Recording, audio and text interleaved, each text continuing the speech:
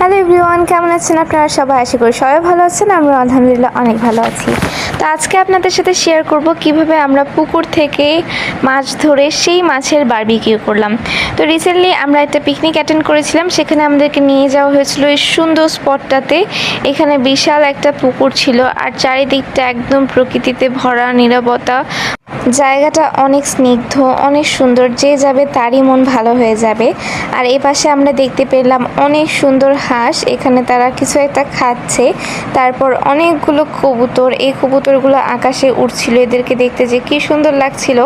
আর এখানে অনেক ধরনের কবুতর রয়েছে, আর এগুলোর কিন্তু খুবই সুন্দর সুন্দর বাসাও ছিল। এই যে একটা কবুতরের বাসা, দেখেন কি সুন্দর। আর এই যে কবুতরগুলো উঠছে, দেখতে কি দারুণ লাগছে না?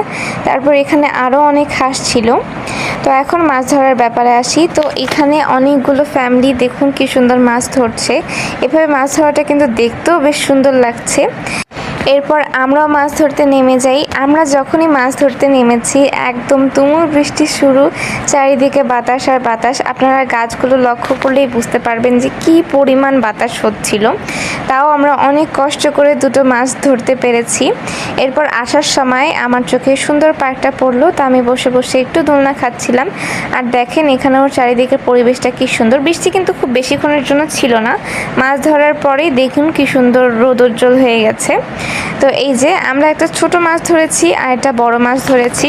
তো এখন আমরা বারবিকিউর জন্য মাছটাকে মেরিনেট করে রাখবো। তো এখানে আমি লবণ দিয়েছি, হলুদ গুঁড়া, মরিচ গুঁড়া, সামান্য একটু টেস্টিং সল্ট, তারপর ধনিয়া গুঁড়া, তারপর একটু সামান্য তেলও দিয়েছি। তেলটা খুব বেশি দিইনি, যেহেতু আমরা তেল দিয়ে এটাকে ভাজবো। তারপর এখানে আমি সস অ্যাড করেছি, তেঁতুলের চাটনি অ্যাড করেছি, আর একটু আচার অ্যাড করেছি। আচার অ্যাড করলে কিন্তু ফ্লেভারটা খুবই সুন্দর আসে। এরপর এটাকে আমরা সুন্দরভাবে মেখে নিচ্ছি।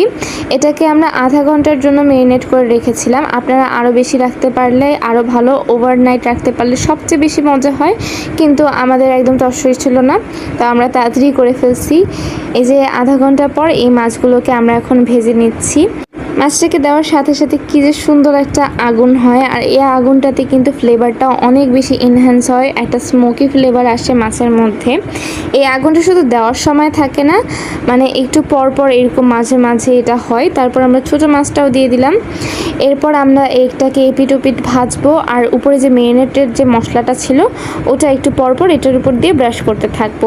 এই যে আমাদের মাছ ভাজা একদম রেডি। আমরা কিন্তু কোনো স্পেসিফিক রেসিপি মেনে এটাকে বানাই না, কিন্তু তাও এটা অনেক মজা হয়। আপনারা চাইলে আমাদের মতো এরকম ট্রাই করে দেখতে পারেন, অনেক অনেক মজা হয়।